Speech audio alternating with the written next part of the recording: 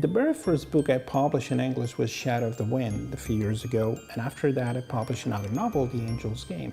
But what I think a lot of readers in English don't know is that before these two books I had written 4 other novels that were not published into English. The Prince of Mist is the first novel in a sequence of young adult novels that I wrote in the 1990s. The first 3 of them, which is The Prince of Mist, The Palace of Midnight, and The Lights of September, are big fantastic stories, I would say, kind of gothic mystery adventures that have young characters in them. And to me, they always belonged into some kind of sequence. So although they're completely independent stories and they use different characters, to me they share a spirit. The first one, The Prince of Mist, is going to come right now in May of 2010. The Prince of Mist is a mystery story, it's a coming-of-age story.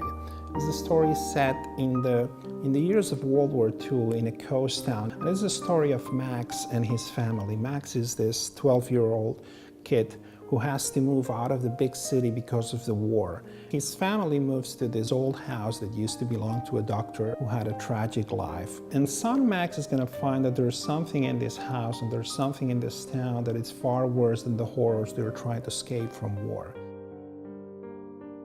One of the interesting things for me about coming-of-age stories, I think teenagers get to a point where they can no longer accept the answers that adults are providing them about the world, about why things are the way they are. At some point when you're a teenager, you have to figure it out for yourself. The choices they're taking, the things, the way they treat other people, how they react to things, how they understand things, is going to affect the people they're going to become. And this is one of the themes of the Prince of Mist. Beneath all the mystery and the adventure and the thrilling elements, there's a moral story in here about how we become the people we are by our own hands.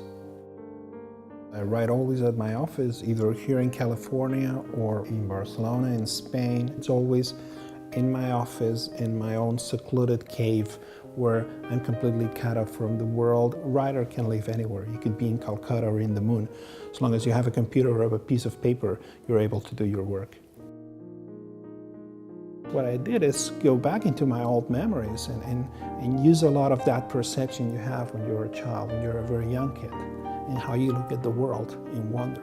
There's something when we are very young in which we see the world through the eyes of magic. Everything seems possible.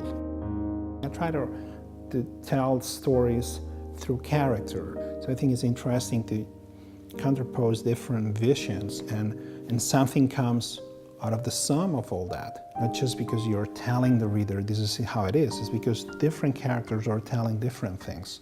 And then all those things mix together and something happens in which the reader realizes what the total picture is.